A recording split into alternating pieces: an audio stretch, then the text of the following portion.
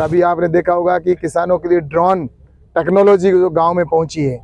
उसके अंदर आने वाले समय के अंदर अभी आपने यहाँ पर डेमोन्स्ट्रेशन करके भी देखा कि कभी टेक्नोलॉजी दूसरे देशों के अंदर देखने को मिलती थी, ड्रोन टेक्नोलॉजी आज हमारे हिंदुस्तान के गाँवों के अंदर ड्रोन से किसान खेती कैसे करे, इसका भी डेमोन्स्ट्रेशन इसी के साथ किया जाता है। तो मुझे लगता है कि प्रधानमंत्री नरेंद्र मोदी जी की ही ये सोच है कि वो गांव में जाकर और गांव के जो लाभार्थी है या जो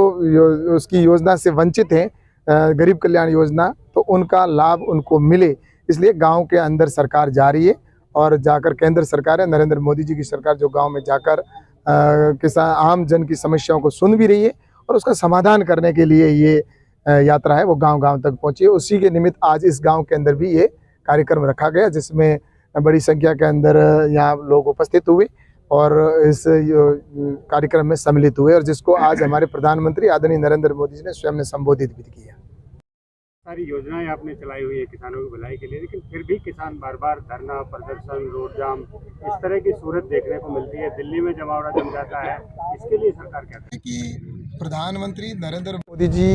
हमेशा गरीब कल्याण, किसान कल्याण या आम जन के कल्याण की बात करते हैं। आज भी जैसा कि प्रधानमंत्री जी ने कहा है कि मेरे लिए 4 ही जातियाँ हैं, जिसमें युवा का मैं कल्याण करूँ, महिलाओं का कल्याण हो, गरीब जाति हो और दूसरा उन्होंने कहा किसान। ये मेरे लिए 4 प्राथमिक जातियां हैं जिनके कल्याण के लिए मुझे सबसे पहले भारत को विकसित करना है, तो इनको उत्थान करना है। तो प्रधानमंत्री जी के ध्यान में है कि हमारे लिए किसान कितना महत्वपूर्ण है और इसीलिए किसानों के लिए जो चाहे आज आपने देखा होगा किसान सम्मान निधि योजना प्रारंभ की, जिससे कि किसानों को आज 2 लाख और 80,000 करोड़ रुपये किसान के डायरेक्ट अकाउंट में पहुँचे हैं। लगभग 11 करोड़ किसान इस योजना का लाभ ले रहे हैं। ऐसे ही MSP लागत से 1.5 गुना करने का काम किया गया और इसके साथ ही जैसा कि फसल बीमा योजना को भी जिस तरह से नई फसल बीमा योजना बनी और किसानों की इनकम कैसे बढ़े, नई टेक्नोलॉजी कैसे मिले और स्टार्टअप को कैसे अधिक लाभ मिले। आप देखिए कि आज लगभग 3,000 से अधिक हमारे एग्रीकल्चर स्टार्टअप हो गए देश भर के अंदर। तो ये सब युवाओं को कृषि की ओर आकर्षित करना और किसान की इनकम कैसे बढ़े, आज जैसा कि मिलेट्स ईयर के रूप में घोषित किया गया पूरे विश्व के अंदर, आज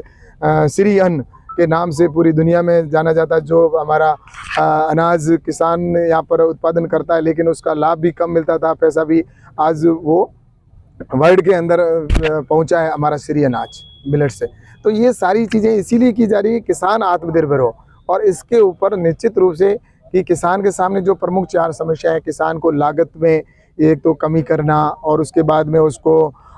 भंडारण की व्यवस्था हो, मार्केटिंग की व्यवस्था हो, तो इसके लिए 10,000 FPO बनाए गए ताकि गांवों के अंदर ही यूनिट लगे, प्रोसेसिंग यूनिट, सॉर्टिंग ग्रेडिंग की यूनिट गांव के अंदर खुद किसान की लगे और किसान FPO बनाकर अपना समूह बनाकर और उसको अच्छी मार्केट के अंदर अच्छी रेट ले सके। इस दिशा के अंदर नरेंद्र मोदी जी की सरकार लगातार प्रयास कर रही है और मुझे लगता है ये काम अगर पहले कर दिए होते, जिन सरकारों ने काम किए थे, तो मुझे लगता है कि किसान को आज इस तरह से सड़कों पे भी नहीं आना पड़ता और किसान की समस्या का समाधान भी हो जाता। लेकिन मुझे लगता है कि प्रधानमंत्री नरेंद्र मोदी जी ने जो पिछले 5 साल थे वो उन लोगों के जो गड्ढे खोदे हुए थे उनको भरने का काम किया था और इस 5 साल में नींव को भरने का काम किया है। असली मीनार अब खड़ी होगी और निश्चित रूप से आने वाले वक्त के अंदर किसान आत्मनिर्भर भी होगा और देश भी आत्मनिर्भर होगा और इसी पर सरकार है, केंद्र सरकार काम। भरोसे का YouTube चैनल और सच्ची खबरें देखने के लिए हमारे खबर हक टीवी को सब्सक्राइब, लाइक और शेयर जरूर करें और हाँ, सबसे पहले खबरें पाने के लिए